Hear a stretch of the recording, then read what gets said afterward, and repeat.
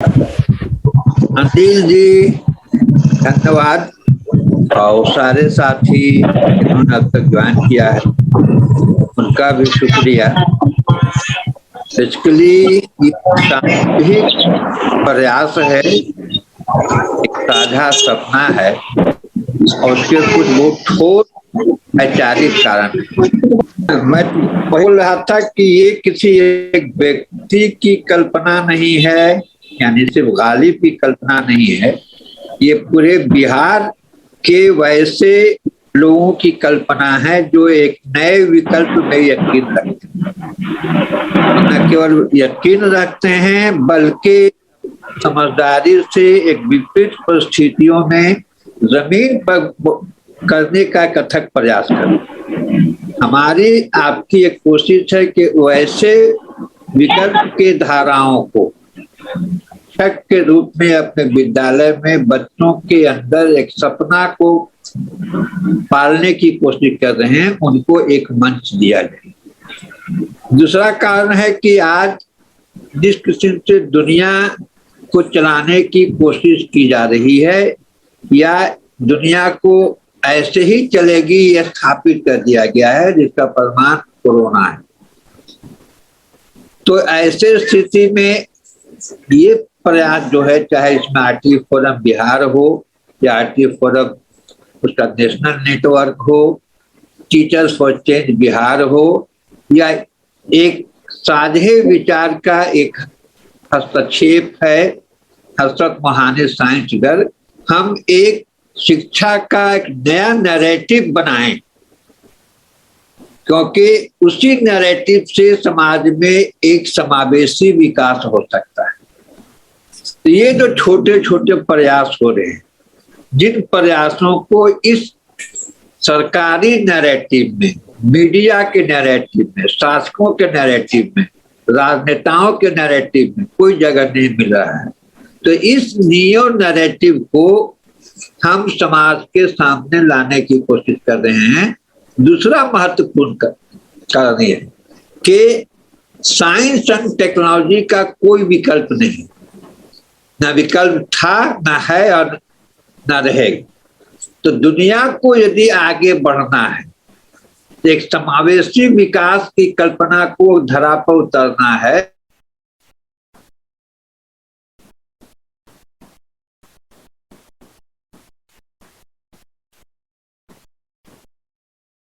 आपकी आवाज बंद हो रही है।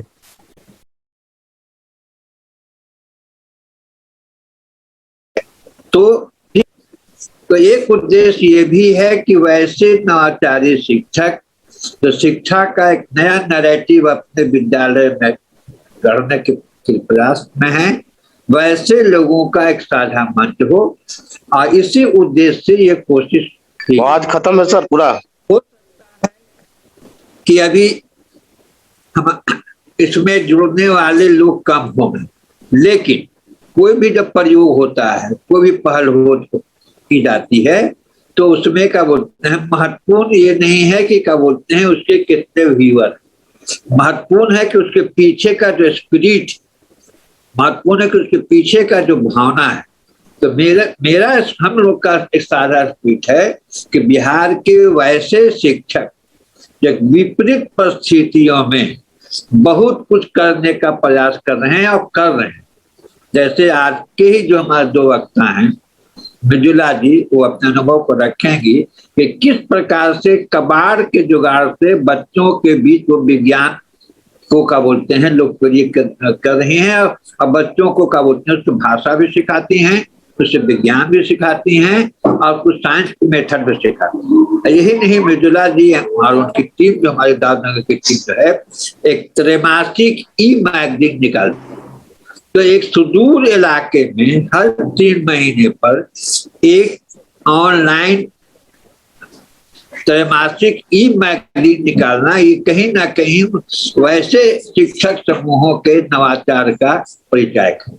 वैसे ही हमारे का बोलते हैं दूसरे वक्ता हैं जो जितेंद्र जी अभी थोड़ा दिन ज्वाइन करेंगे, वो भी अपने प्रखंड से उनकी टीम जो है और चंद्रशेखर साहू के नेतृत्व में जो हमारे पहले वक्ता थे, वो भी अपने प्रखंड से एक त्रैमासिक ई मैगजीन निकाल रहे हैं। इस प्रकार से अगर देखा जाए तो हम लोगों ने एक प्रयास किया है कि क्या बोलते हैं कि जो अनुभव हम लोगों ने अर्जित किया है उस अनुभव को हम साझा करें, ज्यादा से ज्यादा लोगों तक ले जाएं और एक शिक्षा का एक नया अल्टरनेटिव हम समाज के सामने लाएं। तो एक इतने बड़े चुनौती का काम हम कर रहे हैं। इस संदर्भ में आज के वक्ताओं का हम फिर से स्वागत करते हैं, मृदुला जी का स्वागत करते हैं जो दाऊदनगर में सहायक शिक्षिका हैं। जितेंद्र जी ने ज्वाइन कर लिया है तो उनका हम स्वागत करते हैं। उनको इस साल शिक्षक पुरस्कार से सम्मानित हैं। हसपुरा प्रखंड से दिलीप नजर आ रहे थे, उनका हम स्वागत करते हैं। झा सर का स्वागत करते हैं।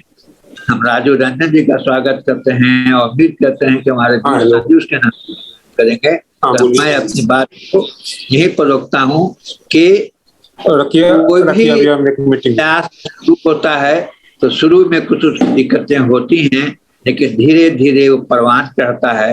तो हम अब तक 12 जिलों के लोगों को जोड़ा है। इस जोड़ने में हमने महिला शिक्षिकाओं को भी जोड़ा है, समाज के सबसे वंचित तबके से जो लोग आते हैं जिनको वैसे शिक्षकों को जोड़ा है और उनको सुना है, विचारों को साझा किया है और एक वैकल्पिक शिक्षा का नैरेटिव तैयार करने के उद्देश्य में हम अग्रसर हैं। यहीं पर अपने को रोकता हूँ। धन्यवाद। धन्यवाद गालिब साहब। और अब मैं आमंत्रित कर रहा हूँ श्रीमती मृदुला सिन्हा जी को, जो हमारी मुख्य वक्ता है। मृदुला सिन्हा जी सहायक शिक्षिका हैं मध्य विद्यालय सिंधुवर, दाऊदनगर, औरंगाबाद में। और जैसा कि गालिब साहब ने कहा कि किस तरह कबाड़ से जुगाड़ विशेष रूप से इनका कार्य क्षेत्र रहा है कि जो चीजें फेंक दी जाने वाली चीजें हैं उन चीजों को भी उन्होंने किस तरह उपयोगी बनाना सिखाया है अपने बच्चों को। तो मैं मृदुला सिन्हा जी को सादर आमंत्रित करता हूं। और इसके बाद जितेंद्र कुमार जी भी जुड़ गए हैं तो वे अपनी बात कहेंगे। दोनों वक्ताओं के लिए हमारे पास आधे घंटे का समय है।